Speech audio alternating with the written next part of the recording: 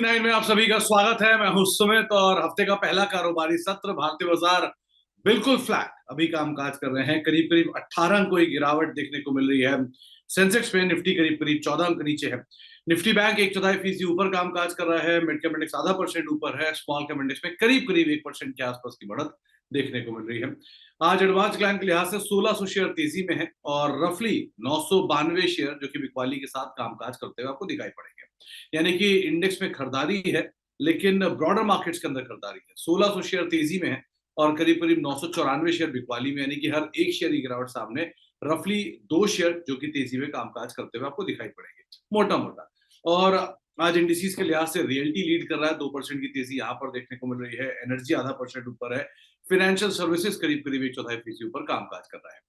बातचीत करने के लिए हमारे साथ आज लवलेश शर्मा सर मौजूद रहेंगे, जिनसे हम चर्चा करेंगे मार्केट्स को लेकर भी, आपके सवालों पर भी और अदरवाइज उनसे बातचीत होती रहेगी। शर्मा सर नमस्कार, स्वागत है कार्यक्रम में। पहले तो लवलेश सर ये बताओ, मार्केट्स कैसे देख रहे हो, क्योंकि इंडेक्स में तो कुछ हो नहीं रहा, जो हो रहा है ब्रॉडर मार्केट्स में हो रहा है। सो इंडेक्स कैसे रीड कर रहे हो आप? नमस्कार सुमित जी। देखिए, डेफिनेटली एक अनसर्टेनिटी है ओवरऑल इंडेक्स में। जो ब्रेड्थ है मार्केट की, जिसे हम बोल सकते हैं कि अगर हम आंतरिक मूल्यांकन करें मार्केट के डिफरेंट इंडाइसेस का, तो आज थोड़ी सी हमको तेजी जो देखने को मिल रही है स्मॉल कैप में और माइक्रो कैप में, बट जो अभी भी एक आप बोल सकते हैं ब्रेड्थ है वो वीक है। मुझे लगता है कि मार्केट अभी भी कंसोलिडेट करेगा। एक रेंज बनी हुई है और ये रेंज काफी अच्छी फॉलो भी हो रही है पिछले कुछ महीनों से। मुझे लगता है जब तक कि मार्केट ऊपर में 25,200, जहां पर हमने काफी एक राइटिंग भी देखी है ऑप्शंस में, जब तक कि 25,200 के ऊपर सस्टेन नहीं करता एक मोमेंटम और उनको देखने को नहीं मिलता, मुझे लगता है फिलहाल मार्केट साइडवेज ही रहेगा। और यहाँ से वापस से हमको नीचे 24,800 से 24,750 तक के लेवल्स के निचले स्तर देखने को मिल सकते हैं। जब मार्केट 25,200 के ऊपर जाएगा, मुझे ऐसा लगता है कि तब हम एक रिन्यूड बाइंग मोमेंटम देख सकते हैं, क्योंकि वैश्विक स्तर पर एफआईआईएस का भी डेटा इतना प्रॉमिसिंग नहीं रहा है पिछले कुछ महीनों से। तो जब तक कि थोड़ा सा मोमेंटम हमको देखने को नहीं मिलेगा ओवरऑल ब्रॉडर मार्केट में, तक कि हम रेंज में ही रहेंगे। मुझे लगता है 25,200 एक हर्डल है मार्केट के लिए। उसके ऊपर ही ऊपर मुझे लगता है 25,500, 25,550 देखने को मिलेगा। अदरवाइज हम 25,200 नहीं ब्रेक कर पाएंगे तो वापस से हम उसी रेंज में नीचे 24,800 तक के जा सकते हैं। तो शर्मा साहब, इसमें जो दोनों रोल प्ले करने वाला काम है वो है इधर आईटी का या बैंक का। सो ज्यादा इंपॉर्टेंट रोल अभी कौन प्ले करने वाला है, क्योंकि आईटी थोड़ा बहुत चला है लास्ट वीक में और बैंक्स अभी शांत है, प्लस रिलायंस। सो कहाँ से आएगी ये तेजी? जी देखिए, आईटी मुझे लगता है कि जब तक के ग्लोबल लेवल पर अनसर्टेनिटी है, इंडिया और यूएस की जब तक के एक आप बोल सकते हैं और टैरिफ वॉर तो ठीक है, जो स्टेटमेंट्स है जब तक वो आते रहेंगे, ये जो अनसर्टेनिटी है, तो अनसर्टेनिटी में एकदम बुलिश मोमेंटम, मतलब बुलिश बेट आईटी पे तो मैं लगाने का सलाह नहीं दूंगा। मेरे ख्याल से अभी भी उसमें और कंसोलिडेशन होगा। जहां तक के बैंकिंग स्टॉक से, तो हाँ, बैंकिंग स्टॉक्स में आप देख सकते हैं कि एचडीएफसी, आईसीआईसी ऐसे कुछ दिग्गज बैंक है जिनमें हमको ट्रैक्शन देखने को तो मिल ही रहा है। At the same time bank Nifty फिलहाल अगर निफ्टी को देखें तो ज्यादा अच्छी है। बैंक निफ्टी अपने जुलाई अगस्त के 2025 के लेवल्स के ऊपर ही ट्रेड कर रहा है। मतलब एक ये संकेत तो है कि बैंक निफ्टी में अमूमन मोमेंटम निफ्टी के बदले थोड़ा सा ज्यादा है। आई थिंक बैंक निफ्टी यहाँ पर कंटिन्यू कर सकता है ट्रैक्शन आने वाले समय में। मुझे लगता है कि अगर आईटी और बैंकिंग स्टॉक्स में से बात करें तो मुझे लगता है बैंकिंग स्टॉक्स पे हमको ज्यादा ध्यान देना चाहिए एज कम्पेयर टू आईटी। अच्छा, तो बैंकिंग स्टॉक्स में ज्यादा तेजी या ज्यादा नजर रखिएगा आप कंपैरेटिवली आईटी के। तो जरा आप इंडेक्स के टॉप गेनर लूजर भी आपकी स्क्रीन पर आते हुए दिखाई पड़ेंगे। आज हो कहां से रही है हलचल? तो पहले अगर निफ्टी के टॉप गेनर्स की बात की जाए तो आज सबसे ऊपर नाम आता है बजाज फाइनेंस का। नए हाइस की तरफ शेयर स्लोली एंड स्टेडली जा रहा है। इटर्नल, कोल इंडिया, एल&टी, ये कुछ ऐसे नाम जहां पर खरीदारी है। गिरने वाले शेयरों में Asian paint, Shriram finance, M&M, doctor Reddy's, जहां पर बिकवाली आज के सत्र में आते हुए दिखाई पड़ रही है। मिड कैप में आइडिया, ये एक जबरदस्त तेजी में है। आरवीएनएल, ट्यूब इन्वेस्टमेंट, आइरिडा, यहाँ पर खरीदारी है। टूटने वालों में विशाल मेगा मार्ट है, ओला इलेक्ट्रिक में प्रॉफिट टेकिंग है, M&M फाइनेंशियल है या ग्लेनमार्क है जहाँ पर बिकवाली है। स्मॉल कैप में चलने वालों में अनंत राज इंडस्ट्री आज 10% से ज्यादा ऊपर है। Aegis logistics, JBM auto, Ircon, यहाँ पर खरीदारी है। बिकवाली वाले नामों में गार्डन रीच है, दिव्यान इंटरनेशनल है, एस्ट्रेडियम है, न्यूलैंड लैब है, जहां पर बिकवाली देखने को मिल रही है। सो लवली सर, इसमें से बजाज फिनेंस में क्या करें, क्योंकि ये नया हाई बना रहा है और एक अनुमान था कि शायद स्प्लिट बोनस के बाद थोड़ा कंसोलिडेट करेगा। वो कंसोलिडेशन पूरा हो गया और इसके सामने आप रखो एचडीएफसी बैंक का, क्योंकि वहां पर भी स्टॉक स्प्लिट हुआ है। तो क्या वहां भी अब कुछ हलचल की उम्मीद लगाए हम? बिल्कुल, दोनों स्टॉक में देखिए हलचल है। पहले मैं बजाज फाइनेंस के बारे में बात करूंगा। देखिए सुमित जी, एक चार्ट स्ट्रक्चर या एक प्राइस हमको सीधा इंडिकेशन देता है कि स्टॉक लीडर है या अंडर परफॉर्मर। तो अगर मैं बजाज फाइनेंस और एचडीएफसी बैंक दोनों पे बात करूं, दोनों स्टॉक में अच्छी बात यह है कि दोनों ने 2021 से बाद का एक जो ब्रेकआउट है वो दिया है। दोनों का चार्ट स्ट्रक्चर काफी सिमिलर है। 2021 से 2025 में ऐसे बहुत से बैंकिंग हुए हैं, बैंक स्टॉक्स है जिन्होंने आउट परफॉर्म करा। फाइनेंस से रिलेटेड जो स्टॉक्स है उन्होंने आउट परफॉर्म करा। ये दोनों ने फिलहाल अच्छा ब्रेकआउट दिया है। तो एक तो पहली चीज ये दर्शाता है, दोनों स्टॉक मेरे ख्याल से अगर नेक्स्ट बुलिश रैली निफ्टी 50 में देखने को मिलती है तो ये लीड करेंगे। पर बैंकिंग और फाइनेंस में तो ये लीड कर ही रहे हैं। दोनों स्टॉक्स अच्छे हैं। एचडीएफसी बैंक ऑब्वियसली एक ट्रैक्शन और फोकस में रहता है, म्यूचुअल फंड्स की होल्डिंग में रहता है। तो मुझे लगता है एचडीएफसी बैंक 905 से 910 के लेवल्स के ऊपर जब तक ट्रेड कर रहा है अच्छा है। अगर आपको थोड़ा सा ज्यादा एग्रेसिव या एक तरह से बोल सकते हैं हाई बीटा मैं बोलूं, तो बजाज फाइनेंस से आज देखिए स्टॉक अपने ऑल टाइम हाई पे है। तो आप रिलेटिव स्ट्रेंथ के हिसाब से देखें तो भी बेटर है एज कम्पेयर टू एचडीएफसी। दूसरा स्ट्रक्चर जो है वो थोड़ा सा बुलिश है, एज इन उसने एक अच्छा कंसोलिडेशन दिया है पिछले 3 महीनों में और आज उसमें ब्रेकआउट हो रहा है। तो स्प्लिट के बाद जो एक कंसोलिडेशन है वो भी हेल्दी हो गया, निवेशकों को भी फायदा हुआ और आज ऑल टाइम हाई पे। तो ये दर्शा रहा है कि इसमें कंटिन्यूस ऊपर के लेवल देखने को मिलता है। मुझे लगता है कि 960 से 980 का एक ऐसा जोन है बजाज फाइनेंस में जहां पर निवेशकों को मेरे ख्याल से इसमें इन्वेस्ट करना चाहिए। करंट लेवल से भी 3% 4% की एक गिरावट होती है, तो इसमें डेफिनेटली बुलिश मोमेंटम आपको और अपसाइड देखने को मिल सकता है। अनचार्टेड टेरिटरी में ऊपर के लेवल तो यहाँ से नहीं बताऊंगा, पर हाँ नीचे 960 से 980 का जोन काफी स्ट्रांग है जहां पर हमने बेस फॉर्मेशन देखा है। ओके, चलिए अब शुरुआत करते हैं सवाल जवाब के सिलसिले की और बातचीत करते हैं आपके सवालों पर। अगर आपका भी कोई सवाल है, आप भी लवलेश सर से कोई भी सवाल पूछना चाह रहे हैं, किसी भी विषय को लेकर उनकी राय जानना चाह रहे हैं, तो आप हमारे साथ जुड़ सकते हैं। माध्यम आपकी स्क्रीन पर है। 9311211874 ये हमारा व्हाट्सएप नंबर है। साथ ही साथ money9query@tv9.com, इस पर भी आप हमारे साथ जुड़ सकते हैं। इसके अलावा ट्विटर, फेसबुक, यूट्यूब पर भी आप हमारे साथ जुड़िए और सीधे सीधे कार्यक्रम का हिस्सा बनिए। इसके अलावा आप अगर मेंबरशिप लेकर बैठे हैं तो आप मेंबरशिप के जरिए भी हमारे साथ सीधे सीधे जुड़ सकते हैं और किसी भी जानकार से हमारे साथ जुड़कर अपना सवाल पूछ सकते हैं। तो सबसे पहले सवाल के ऊपर जाते हैं। पहला सवाल जो हमारे पास आया है वो आया है आशीष चक्रवर्ती साहब का। ये पूछ रहे हैं कि ग्रीन पैनल इंडस्ट्रीज में क्या करें। इन्होंने 324 रुपए के दाम पे यहाँ पे खरीदारी कर रखी है। नजरिया इनका छोटी अवधि का है और वॉल्यूम होता है इसमें कम। क्या करना चाहिए? सुमित जी, आपकी आवाज मिस हो गई थी, कौन से स्टॉक का पूछा आपने? ग्रीन पैनल इंडस्ट्रीज इन्होंने खरीदारी कर रखी है और जो इनकी खरीदारी का दाम है वो करीब करीब 324 रुपए के आसपास है। शॉर्ट टर्म का इनका नजरिया है। करना क्या चाहिए इसमें? ये देखिए, ग्रीन पैनल इंडस्ट्रीज अगर काफी शॉर्ट टर्म इनका नजरिया है, 324 की इनकी खरीदी है। ओवरऑल चार्ट स्ट्रक्चर में देखिए आप या प्राइस के हिसाब से देखिए तो आउट परफॉर्मेंस नहीं रहा है स्टॉक में। 2022-2023 से स्टॉक कंटिन्यूसली अंडर परफॉर्मर है। यहाँ ये जरूर है कि स्टॉक एक बेस फॉर्मेशन कर रहा है कंटिन्यूसली 2040 से 2050 के जोन पे, तो बहुत बहुत नीचे होगा। मैं यहाँ पर इनको एक सलाह दूंगा, 309 रुपए अभी भाव आ रहा है, आप 295 रुपए का स्टॉप लॉस लगाइए। अगर वो टूटता है तो स्टॉक में हमको और गिरावट देखने को मिल सकती है 260 से 250 जो मैंने अभी बताया वहां तक के। हाँ, अगर स्टॉक ऊपर में मुझे लगता है 325 326 ये जो आपकी खरीदी है अभी मेरे ख्याल से हो, तो अगर इसके ऊपर ही निकलेगा तो हमको एक फ्रेश मोमेंटम देखने को मिलता है। स्टॉक फिर अपने 403 से 404 के लेवल देखने को मिलेगा। फिलहाल आप धैर्य रखिए। शॉर्ट टर्म का आपका नजरिया है तो मैं 295 का आपका एक स्टॉप लॉस लगाने की सलाह दूंगा, आप उसके साथ होल्ड करें। ओके, तो 295 का एक स्टॉप लॉस लगाइए, अपनी पोजीशंस को होल्ड करिए। ये आपको एक राय दी गई है ग्रीन पैनल के इंडस्ट्रीज के रेफरेंस के तौर पे। इसके अलावा संदीप मेहता साहब का एक सवाल आया है नॉर्दर्न आर्क को लेके। ये बहुत पुराने तो लिस्टिंग नहीं होगी लवली सर, लेकिन 258 रुपए के दाम पे इन्होंने खरीदारी कर रखी है। क्या करना चाहिए इसके अंदर? बने रहिए। देखिए ज्यादा डेटा नहीं है, पर ओवरऑल प्राइस के हिसाब से मैं आपको बता दूं, एक इन्वर्टेड पैटर्न बना रहा है जिसमें हम ट्रेंड रिवर्सल एक्सपेक्ट करते हैं। अच्छी बात यह है कि आईपीओ के बाद जो गिरावट आई थी, स्टॉक ने काफी कुछ उसका 50% रिकवर कर लिया है। ये खुद में एक इंडिकेशन है कि नीचे से जो मोमेंटम बना है वो अच्छा है।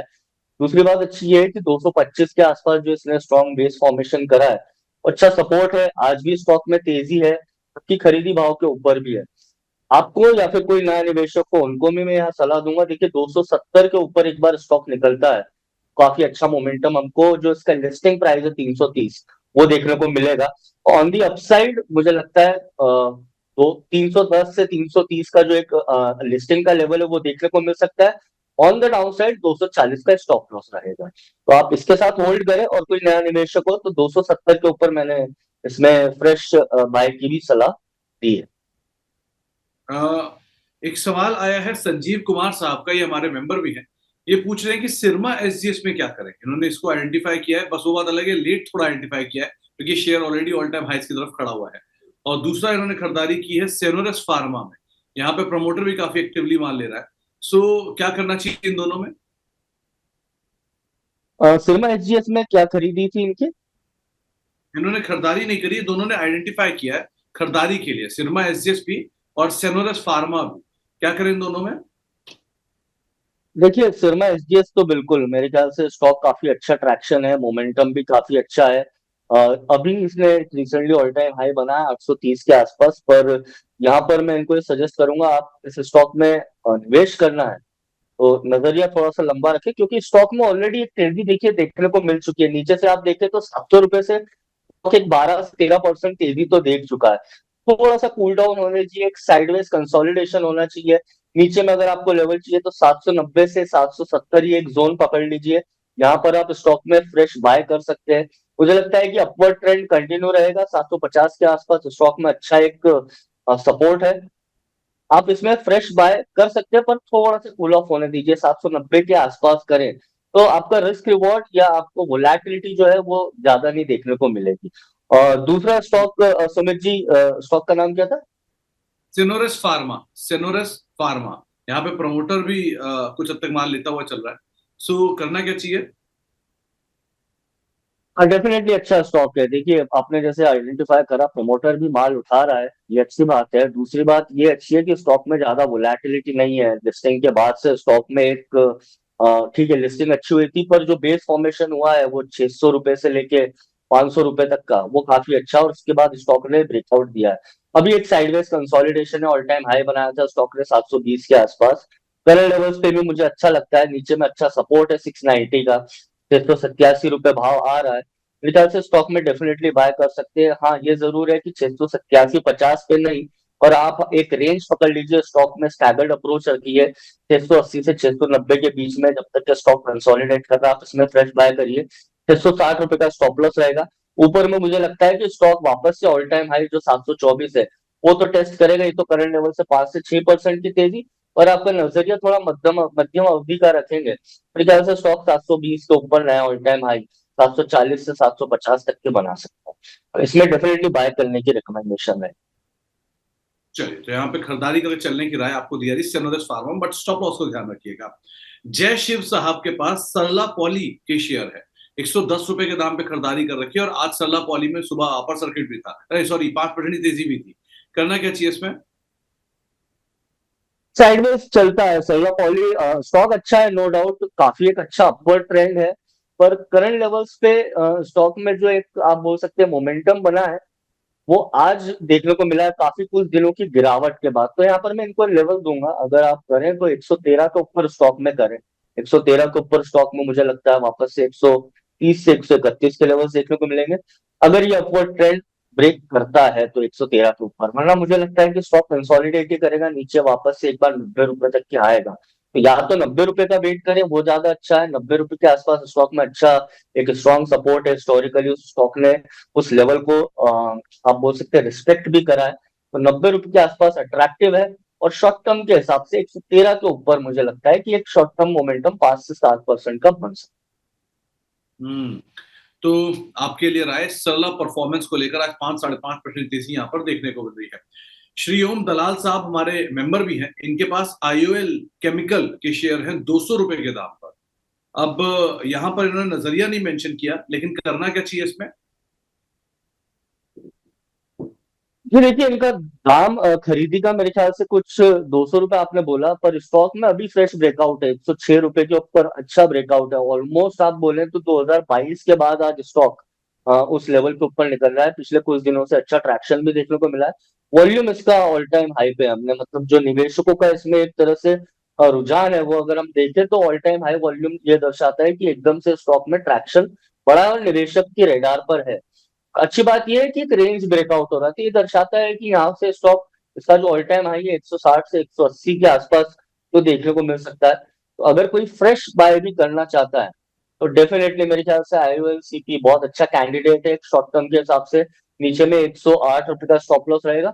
अपसाइड इसमें टारगेट अपसाइड मेरे ख्याल से 440 से 144 शॉर्ट टर्म में देखने को मिलना चाहिए।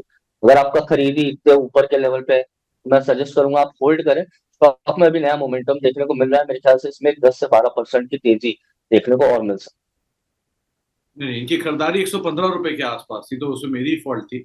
लेकिन हाँ। जहां इनकी खरीदारी है वहां से तो इनको एक अच्छा अपसाइड, और आप बता ही रहे 140 के आसपास आप पहुंच सकते हैं, तो आप बने रहिए, ज्यादा बेटर है। एक संजीव कुमार जी ने सवाल पूछा है कि जो सिल्वर की तेजी है, इस तेजी को प्ले करने के लिए ज्यादा बेटर आप क्या मानते हो कि सिल्वर का ईटीएफ बाय करें या हिंदुस्तान जिंक बाय करें? नहीं देखिए, दोनों अलग हो जाता है। ऑब्वियसली हिंदुस्तान जिंक एक अच्छा है। सिल्वर काफी कुछ हमारी रडार पर रहा है। एक पोर्टफोलियो डाइवर्सिफिकेशन के लिए बहुत अच्छा टूल है। सिल्वर को अगर आपको बहुत अच्छे से प्ले करना है तो सिल्वर फोकस डीटीएफ में ही करें। हिंदुस्तान जिंक जैसा स्टॉक हो सकता है, मार्जिन, सीजनैलिटी, प्रोडक्शन और बहुत से कारण हो जाते हैं जब हम एक स्टॉक की बात करते हैं। पर सिल्वर एज अ कमोडिटी मेरे ख्याल से इन सब चीजों से थोड़ा परे हो जाती है, और अनसर्टेनिटी जब भी होती है और इंडस्ट्रियल डिमांड जब भी इंप्रूव होती है तो सिल्वर का रोल इंपॉर्टेंट हो जाता है। और ऑब्वियसली सिल्वर यहाँ पर बहुत अच्छा परफॉर्म कर रही है। एट द सेम टाइम अगर हम देखें तो सिल्वर की जो माइनिंग की रिपोर्ट्स के हिसाब से उसमें काफी कुछ आप बोल सकते हैं कि गिरावट भी आ रही है उसकी क्वालिटी में, पर सिल्वर की डिमांड इंक्रीज हो रही है। यहाँ पर ये सजेस्ट करूंगा आप सिल्वर ईटीएफ पे ही ध्यान दें। हिंदुस्तान जिंक काफी कुछ फैक्टर्स आ जाते हैं जब भी हम स्टॉक की बात करते हैं और रिस्क एसोसिएट हो जाती है। पर यहाँ पर अगर आपको सिल्वर में इन्वेस्ट करना है तो सिल्वर ईटीएफ करें जो 100% सिल्वर का प्राइस ट्रैक करती है और उस हिसाब से रिटर्न भी देती तो आपको एक राय सिल्वर और हिंदुस्तान जिंक में से क्या ज्यादा बेटर है उस पर दिया है। तो ये हिंदुस्तान जिंक कैसा लग रहा है वैसे अदरवाइज, लवली सर? है। देखिए इंजिन अच्छा है। बहुत अच्छी तेजी देखने को मिली थी और मेरे ख्याल से निवेशकों के रडार पे ये स्टॉक रहेगा भी, क्योंकि जिस तरह से एक मेरे ख्याल से 1 से 1.5 महीना लगा था अप्रैल 2024 से जून 2024 मई जो 2024 स्टॉक ऑलमोस्ट एक आप देखिए 300 रुपए से 800 रुपए हो गया था। ऑलमोस्ट 2x हो गया था, और ये रिटर्न जो स्टॉक ने दिया था ऑब्वियसली इस पर्टिकुलर स्टॉक पे ट्रैक्शन तो देखने को मिलेगा और ये रडार पे भी रहेगा। अभी भी स्टॉक कंसोलिडेशन है, बट ये स्टॉक बेस फॉर्मेशन कर रहा है और बेस फॉर्मेशन 406 से 450 रुपए पे हो रहा है। अभी ये उस रेंज के हायर साइड पे है। मुझे लगता है कि अगर हिंदुस्तान जिंक आपको 430 जो रेंज का मिड पॉइंट है वहां पर मिले तो डेफिनेटली इसमें बाय कर सकते हैं। नजरिया आपका थोड़ा सा लंबा होना चाहिए, 6 महीने से 1 साल का होना चाहिए। मेरे ख्याल से हिंदुस्तान जिंक उसका अपवर्ड ट्रेंड कंटिन्यू करेगा। वापस से इसमें 540 और उसके ऊपर लेवल देखने को मिल सकते हैं। और यहाँ पर धैर्य आपके पास होना चाहिए, और नीचे में 430 से 450 की रेंज आप इसमें निवेश कर सकते ओके। अमित भरड़ साहब जो कि हमारे एक मेंबर भी हैं, इनके ये सवाल है डेल्टा वाटर को लेकर। ये भी पूछ रहे हैं क्या इसमें नई खरीदारी करनी चाहिए? बहुत पुरानी तो लिस्टिंग नहीं है और डेटा भी अवेलेबल नहीं होगा, लेकिन आप कैसे देख रहे हो इसको? हैं। जी डेल्टा वाटर का अगर मैं आपको चार्ट के हिसाब से बताऊं, ज्यादा इसमें डेटा तो नहीं है, अभी फ्रेश लिस्टिंग है, पर लिस्टिंग के बाद स्टॉक अपने ऑल टाइम हाई पर है और ऑल टाइम हाई इसने अभी नया फ्रेश ब्रेकआउट दिया है। अच्छी बात यह है कि पिछले अगस्त के मिड से आप देखें तो स्टॉक ऑलमोस्ट कंसोलिडेट कर रहा है। साइडवेज रेंज है, जब भी गिरावट आ रही है स्टॉक 388 से 385 की जो रेंज है वो सस्टेन कर रहा है। मेरे ख्याल से करंट लेवल्स पर डेफिनेटली स्टॉक अच्छा है। 416 इसका एक प्रीवियस रेजिस्टेंस था, उसके ऊपर ट्रेड कर रहा है। शॉर्ट टर्म में काफी कुछ ये स्टॉक जो इसका ऑल टाइम हाई है 423 तो इजीली ब्रेक कर देगा। और ऊपर में मुझे लगता है 440 से 450 का एक जोन जो एक हम देख सकते हैं या प्राइस अचीव कर सकते हैं, ये काफी शॉर्ट टर्म व्यू है। पर ओवरऑल चार्ट के हिसाब से बोलूं तो ये एक सिंपल मोमेंटम परफॉर्मर है, आउट परफॉर्म कर रहा है। मुझे लगता है कि इसमें अगर कोई 6 महीने का नजरिया रखेगा तो ज्यादा बेटर रहेगा। 3 से 4%, 10% का एक मूव तो देखने को मिल सकता है, पर अगर 6 महीने रखें और ट्रेंड कंटिन्यू रहे तो स्टॉक में काफी कुछ 20 से 25% की तेजी भी देखने को मिलेगी। तो थोड़ा नजरिया 6 महीने का रखेंगे तो ज्यादा अच्छा आपको रिटर्न मिलेगा डेल्टा वाटर। चलिए, सुनीता राव जी जो कि हमारी मेंबर हैं, इनके पास संवर्धना मदरसन के शेयर खरीदने की इच्छा है। हाल में चला भी है संवर्धना, अभी इसमें क्या करना चाहिए? डेफिनेटली यहाँ पर मैं डिस्क्लेमर दे दूं, ये हमारे पोर्टफोलियो में भी है मेरे ख्याल से। डेफिनेटली हमारा इसमें काफी बुलिश व्यू है। एक 52 टेक्निकली मैं शॉर्ट टर्म आपको एक व्यू देता हूँ। 52-53 का एक रेजिस्टेंस है। मेरे ख्याल से एक बार ये स्टॉक ब्रेक करता है तो और इसमें अपसाइड बन सकता है, पर ये शॉर्ट टर्म है। और इसमें अभी जो तेजी देखने को मिली है, काफी अच्छी खासी तेजी थी, तो मैं इनको सलाह दूंगा करंट लेवल्स पे तो नहीं, और स्टॉक थोड़ा सा कूल डाउन होने दीजिए 45 से 46 पे, ये स्टॉक अट्रैक्टिव बन जाए। ओके, राजेश जोशी जी के पास पारादीप फॉस्फेट के 4,000 शेयर है और 228 रुपए के दाम पे उन्होंने खरीदारी कर रखी है। सो पारादीप चला, फिर हल्का हुआ, अब क्या करें? नहीं, ये स्टॉक काफी कुछ मुझे याद है 2025 के स्टार्ट में हमने इसको 115 से 120 के आसपास रिकमेंड भी करा था। और यहाँ पर मैं इनको सजेस्ट करूंगा, देखिए आपने एक अच्छा रिटर्न देख लिया, आपका नजरिया भले ही लॉन्ग टर्म का हो, पर एक स्टॉप लॉस जरूर होता है। आप देखिए स्टॉक ऑलमोस्ट 228 रुपए से गिर रहा है। अभी मुझे लगता है कि 160 रुपए पे आसपास थोड़ा सा रुकना चाहिए, थोड़ा सा बेस बनना चाहिए। और 160 रुपए से और टूटा तो स्टॉक में और गिरावट बन सकती है 135 तक। तो यहाँ पर आपको मैं सजेस्ट करूंगा, आप एटलीस्ट अपने जो प्रॉफिट है थोड़ा सा बुक करिए, 50% बुक कर लीजिए, बचे हुए शेयर्स रहने दीजिए। और अगर स्टॉप लॉस चाहिए तो 155 रुपए का एक डेफिनेट स्टॉप लॉस लगाइए, उसके नीचे और थोड़ी सी गिरावट आ सकती तो आप एक स्टॉप लॉस लगाइए कि ऑलरेडी बहुत बड़ी तेजी है, दिखाकर बैठा है पिछले साल में, सो अब थोड़ा सा नीचे आया है, तो आपको अब स्टॉप लॉस के साथ अपनी पोजीशन को कैरी करना पड़ेगा। आरवीएनएल 398 रुपए के दाम पे खरीदारी कर रखी है पटेल साहब ने, इसमें क्या करना चाहिए? है। 398 की खरीदी तो इनको मिल जाएगी, अभी 351 रुपए आ रहा है स्टॉक में। अभी रिसेंट ट्रैक्शन देखने को मिला है, जब भी ये स्टॉक 330 325 के आसपास आता है तेजी देखने को मिलती है, और वो रेंज जाती है 430 में। फिलहाल आप बने रहिए, 330 रुपए का स्टॉप लॉस लगाइए। मेरे ख्याल से 398 रुपए तक का आपको स्टॉक वापस मिल जाएगा। एक बार वहां पर आएगा तो हम फिर से देखेंगे, पर फिलहाल आप 335 रुपए का स्टॉप लॉस लगाएं और बने रहिए। तो 335 का एक स्टॉप लॉस लगा के अपनी पोजीशन में बने रहे। 4% के आसपास की तेजी आज स्टॉक में देखने को मिल रही है। संजीव कुमार जी पूछ रहे हैं कि जुबलेंट इंग्रेविया में शॉर्ट टर्म के लिए आप कैसे देख रहे हो? 794 के दाम पे उनकी खरीदारी है, यहाँ क्या करना चाहिए छोटी अवधि में? छोटी अवधि में देखिए फिर से स्टॉप लॉस लगाइए 683 का। ये स्टॉक रेंज में है और रेंज में से कहीं अभी मूव हो नहीं रहा है। जब जब इसने एक ब्रेकआउट दिया है, जब जब इसमें तेजी मिली है, स्टॉक में हमको उतना ही करेक्शन देखने को मिला और वापस स्टॉक अपने निचले स्तर पर चले जाता है, जो अमूमन 650 से लेके 630 तक है। तो अगर आपकी शॉर्ट टर्म अवधि है तो 680 रुपए का डेफिनेट एक स्टॉप लॉस लगाइए। इसके नीचे स्टॉक में और 5 से 7% की गिरावट हो सकती है। ओके, टिया जी का एक सवाल आया है। पहले तो सिल्वर बीज पर 101 के दाम पे इन्होंने सिल्वर बीज ले रखे हैं, और दूसरा रिलायंस इंडस्ट्रीज में 15% का प्रॉफिट है, क्या बुक करें? क्योंकि रिलायंस अंडर परफॉर्म कर रहा है, उसके बावजूद इन्हें प्रॉफिट है। सो अब क्या करें ये? देखिए रिलायंस इंडस्ट्रीज अगर 15% प्रॉफिट हो रहा है डेफिनेटली अच्छा है। एनर्जी में हमने अभी ट्रैक्शन देखने को मिला है।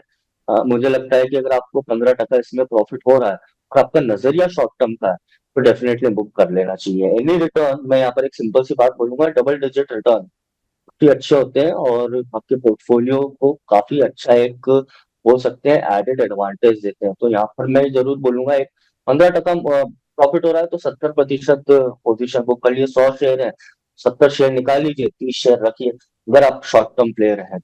और अगर आपका नजरिया थोड़ा सा लंबी अवधि का है, आपको लगता है कि हम थोड़ा सा लकी हो गए हैं, प्रॉफिट हो रहा है, बहुत अच्छी बात है। आपको थोड़ा लंबा नजरिया रखना है तो आप वो बचे हुए कुछ शेयर्स रखे रहने दीजिए और उनमें एक 5% का स्टॉप लॉस लगा लीजिए कि अगर मेरा मुनाफा 5% तक के होता है तो मैं उसमें से निकल जाऊंगी। अगर स्टॉक गिरता है और 5% ही मुनाफा बचता है तो मैं निकल जाऊंगी। तो एक ये सिंपल तरीका है। और दूसरा इन्होंने सिल्वर बीज का बोला। देखिए अभी मैंने सिल्वर पर अपनी राय दी है। मुझे लगता है सिल्वर बीज, सिल्वर ईटीएफ आने वाले समय में ये आउट परफॉर्म करेंगे। अभी भी सिल्वर अंडर परफॉर्म करा है पर अभी एकदम उसमें ट्रैक्शन आया है पिछले कुछ दिनों में। 123 122 रुपए आ रहा है। मुझे लगता है कि सिल्वर में अभी भी आउट परफॉर्मेंस की और उम्मीद है बेस्ड ऑन इंडस्ट्रियल डिमांड और gold silver ratio. Silver out perform करेगा, सिल्वर में बने रहे। तो सिल्वर में बने रहिए, ये आपको एक राय यहाँ पर दी गई है। अब जामनगर चलते हैं, वहां पर हमारे साथ दिनेश जी मौजूद है बातचीत करने के लिए। दिनेश जी नमस्कार। सर नमस्कार। नमस्कार दिनेश जी। सर मेरे पास में जीपीआईएल के सर शेयर हैं, 1400 शेयर हैं 201 के भाव पर। आप गोदावरी पावर की बात कर रहे हैं, राइट? जी सर। ओके, और आपने कितना समय इसको और दे सकते हैं? सर 1-2 साल भी दे सकता हूँ मैं तो, इसे टाइम देने का कोई एक दो इशू नहीं साल है। Okay okay. तो दिनेश जी, ये शेयर आपने आइडेंटिफाई खुद किया था, कहीं से आपने सुना था या कोई जानकार ने आपको राय दिया था? सर मैंने खुद ही आइडेंटिफाई किया था ये शेयर तो मैंने। और क्या और ट्रिगर सोच अभी के 20 दिन आइडेंटिफाई किया 25 था? दिन पहले ही मैंने लिया था सर मैंने। मतलब कुछ क्या सोच के आइडेंटिफाई किया आपने? सर मैंने कुछ चार्ट देख करके लिया था ये। चलिए, बहुत बढ़िया आपने पिक निकाली है। और अच्छे दाम पर भी आप एंटर करके बैठे हो। 60 रुपए के आसपास गेन है, 10% ऊपर है। 20 दिन पहले ही मैंने लिया था सर ये। चलिए बढ़िया है, शॉर्ट टर्म में आपको अच्छा मुनाफा आ रहा है। और सर मैं आपसे मिला भी हूँ सर, ये आमडा का प्रोग्राम हुआ था दिल्ली में लास्ट ईयर फरवरी में। अच्छा अच्छा अच्छा। शुक्रिया सर उसके लिए। प्रोग्राम था सर एक।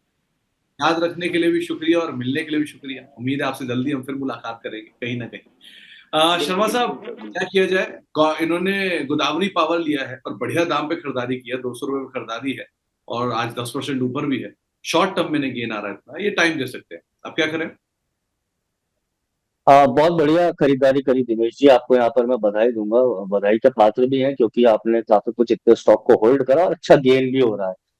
आज स्टॉक में फ्रेश ब्रेकआउट हो रहा है। ऑलमोस्ट आप देखें तो जब भी स्टॉक में हम 2021 में एक कंसोलिडेशन स्टार्ट हुआ था, उसका 2023 में ब्रेकआउट दिया तो स्टॉक ने वहां से 20 से 30 टका गेन करा। तो आपने जैसे चार्ट रीड करा, मेरे ख्याल से आप अभी देखेंगे तो 2024 का जो एक कंसोलिडेशन है वो आज खत्म हो रहा है। स्टॉक वीकली चार्ट पे और वो भी वीकली चार्ट पे मंडे को आप देखिए तेजी दे रहा है। तो ये संकेत है कि स्टॉक आउट परफॉर्म करेगा।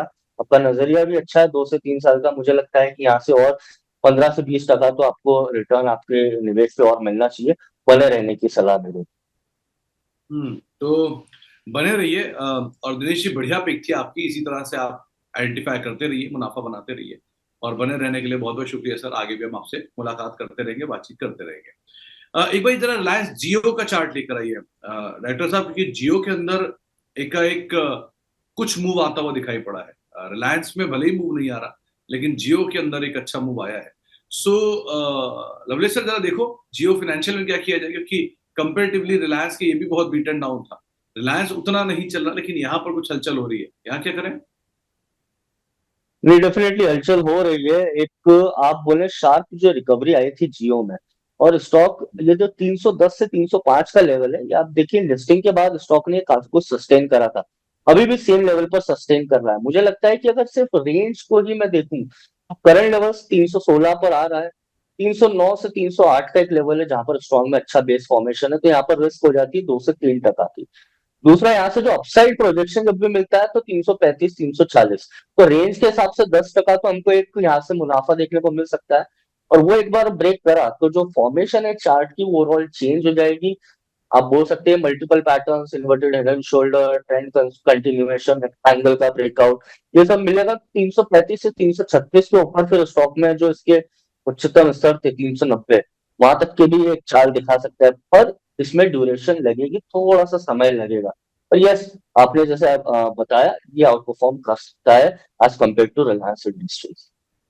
तो रिलायंस की कंपैरिजन में थोड़ा बेटर आप उसके हिसाब से देख सकते हैं। सौरभ गोयल जी का एक सवाल आया है, वो हमारे मेंबर भी हैं। इन्होंने पहले तो साई लाइफ ले रखा है 549 के दाम पे, और WCIL एक बार देखना पड़ेगा कौन सा शेयर है। तब तक आप जरा साई लाइफ देखिए जो कि 549 पे इन्होंने खरीदारी कर रखी है, और WCIL इज वेस्टर्न कैरियर जो इन्होंने खरीदारी कर रखी है 141 रुपए के दाम पे। यहाँ प्रमोटर ने कुछ खरीदारी भी की थी हाल फिलहाल में। 3 महीने का नजरिया दोनों को लेकर, वेस्टर्न कैरियर में भी और साई लाइफ में भी, क्या करें? लाइफ अच्छा है, देखिए चार्ट के हिसाब से 3 महीने का नजरिया है तो 830 या 835 में अच्छा बॉटम है। स्टॉक में अच्छा ट्रैक्शन देखने को मिला है। मैं इनको सजेस्ट करूंगा आप स्टॉक को 860 से 870 के आसपास मिले बाय करें। 835 से 840 में अच्छा सपोर्ट है। ऑल टाइम हाई 925 रुपए का है, तो एक बार वहां तक के तो ट्रैक्शन देखने को मिल सकता है। और ये आने वाले 3 महीने 925 में ब्रेक करता है तो स्टॉक अनचार्टेड टेरिटरी में, तो इसमें और तेजी देखने को मिल सकती है। और आपका नजरिया शॉर्ट टर्म है तो स्टॉप लॉस का ध्यान रखिएगा। दूसरा, वेस्टर्न कैरियर से आपने बात करी तो आईपीओ के बाद ये पूरा रिट्रेस कर रहा है, इसका थोड़ा सा टाइम लगेगा, पर चार्ट स्ट्रक्चर के हिसाब से मैं इसमें सजेस्ट करूंगा 135 से 136 पे जो बॉटम बना है उसका स्टॉप लॉस रखें। साइड में मुझे लगता है कि 155 तक का भाव और दिखा सकता है आने वाले 3 महीने। तो आपको वेस्टर्न कैरियर और साई लाइफ दोनों को लेकर राय मिली है। इसके अलावा एक सवाल आया है अमरनाथ सिंह साहब का। इनके पास जेबीएम ऑटो के शेयर है 525 रुपए के दाम पर। अब 770 का क्या ये वेट करें या अपना प्रॉफिट लेकर निकल जाए? ये चला भी था बीते सत्र में बहुत जबरदस्त, और आज भी 6% ऊपर है, क्या किया जाए?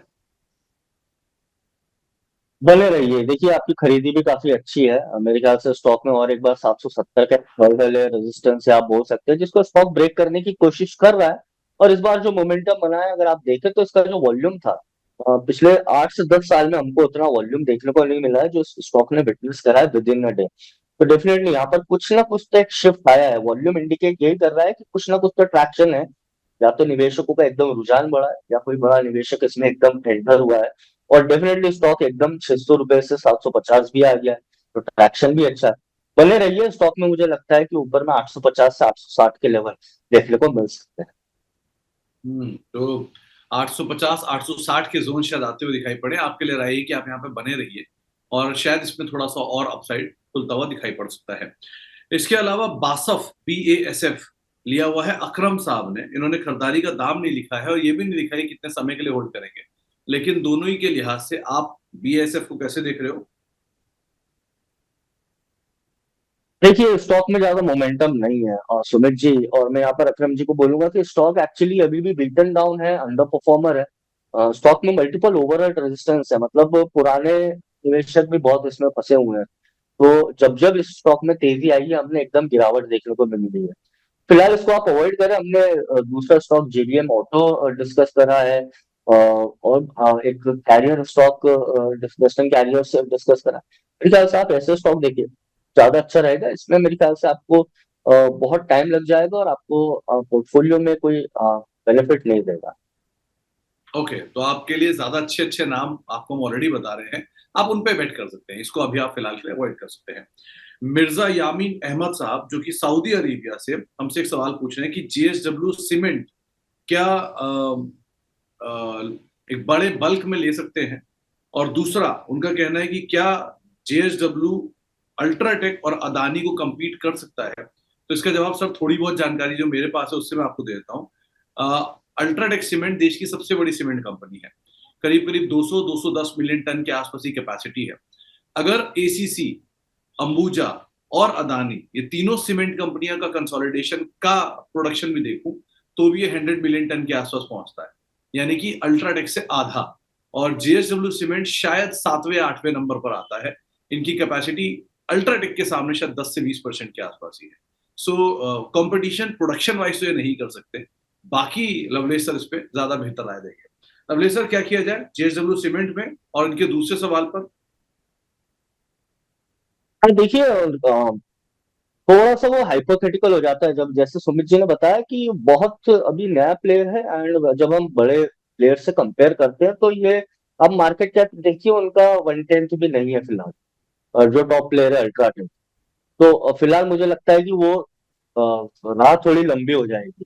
पर फिर भी आपने JSW सीमेंट का बोला है, तो फिलहाल अगर आपका नजरिया आप आने वाले 5 से 10 साल का या एटलीस्ट मिनिमम 2 से 5 साल का रखेंगे तो हो सकता है कि स्टॉक में रिटर्न हो, क्योंकि सीमेंट एक ऐसा स्पेस है जहां पर आपको डेफिनेटली आउट परफॉर्मेंस दिखता है, सीजनैलिटी रहती है इस पर्टिकुलर स्पेस में, पर वो सीजनैलिटी को भी हम थोड़ा सा साइड में रखें तो लॉन्ग टर्म में it has always been good, मतलब बहुत अच्छा ही रहा है अगर सीमेंट स्पेस में कोई निवेश करता है। और इंडिया जैसी इकोनॉमी जो अभी ट्रैक्शन पा रही है, वर्ल्ड की number 1 economy in terms of GDP चल रही है, तो सीमेंट एक अट्रैक्टिव स्पेस बनता है। अभी फिलहाल लिस्टिंग हुई है मेरे ख्याल से, और डेटा तो नहीं है, पर ये स्टॉक में 140 से 145 जो आईपीओ की लोअर रेंज है उसमें आप जरूर इस स्टॉक को ले सकते हैं। और नजरिया आने वाले 2 साल का मिनिमम रखे, 5 साल का रहेगा, बुल्क में करना है, बहुत अच्छी बात है, आप कर सकते हैं, और नजरिया आपका लंबा होना चाहिए।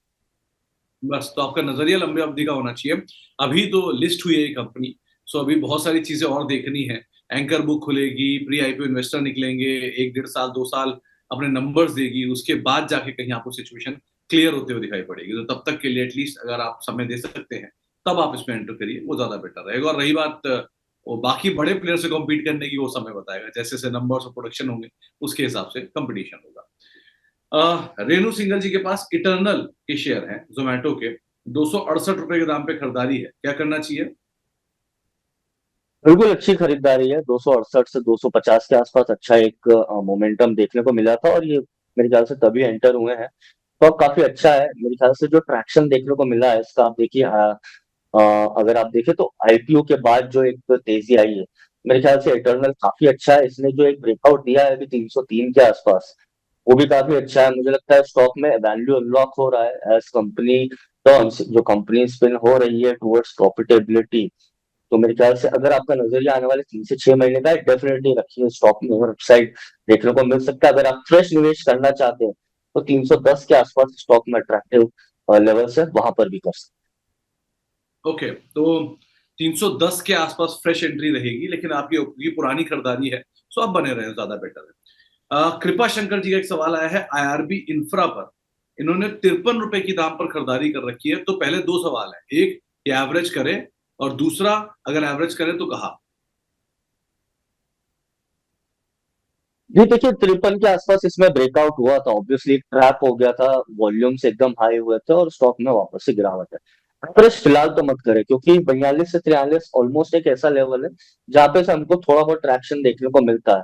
स्टॉक में मुझे लगता है नीचे में, निचले स्तर अगर वर्स्ट केस सिनारियो में बात करूं तो 37 से 38 रुपए का होगा स्टॉक का ओवरऑल फॉर्मेशन के हिसाब से।